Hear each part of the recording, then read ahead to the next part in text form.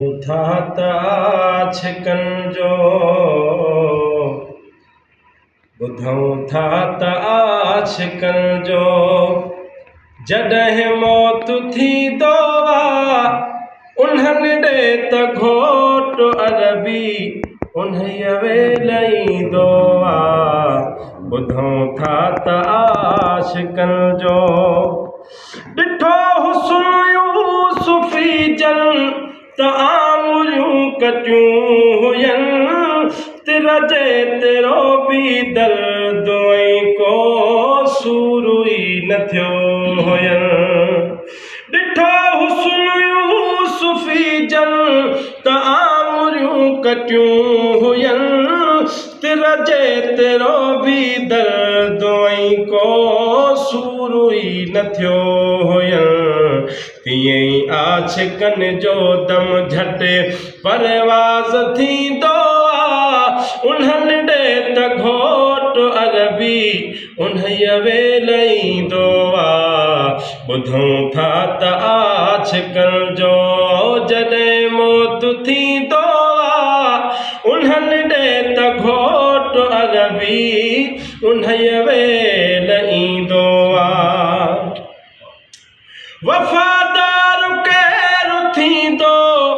ॿियो मखलूक सारीअ में मुंहिंजे नबीअ खां वधे हिन काइनात सारीअ में वफ़ादार केरु थींदो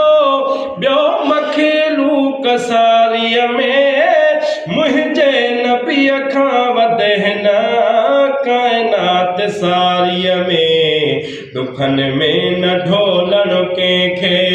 अकेलो छॾींदो उन्हनि ॾे त घोट अरबी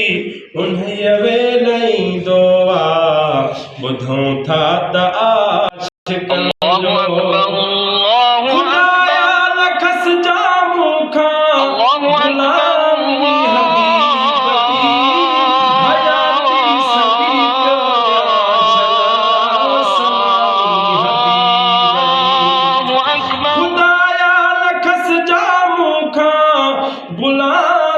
हबीब जी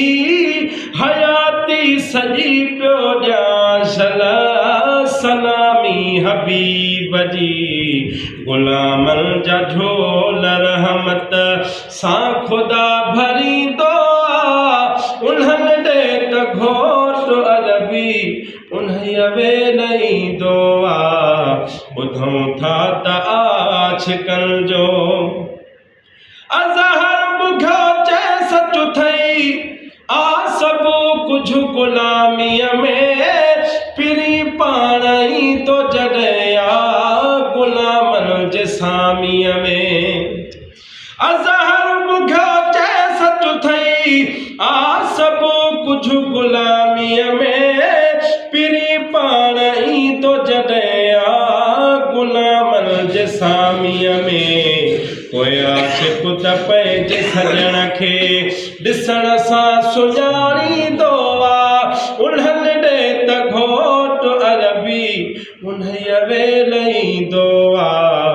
ॿुधूं था त छिकनि जो